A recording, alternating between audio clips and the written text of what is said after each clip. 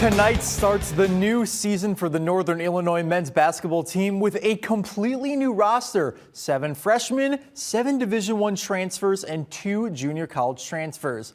The Huskies, they eye a big turnaround year after finishing the 2024-25 season with fewer than 10 wins. Huskies are facing Louisiana Monroe, the Warhawks, for the first time in program history. We're going to pick things up tied at 2. Warhawks are going to find Alex Molofiv. He's going to get the 3 and draws the foul. Huskies trail 4-2, and it would not get better. The Warhawks soaring on offense.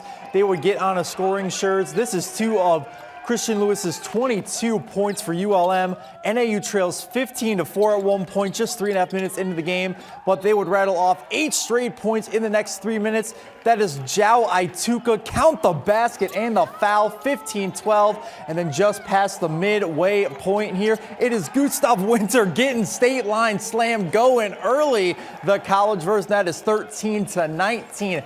NIU and the Huskies offense rolling. ULM trying to get something going, but NIU leads 45-38 at the half. They pass the century mark. They win by 20.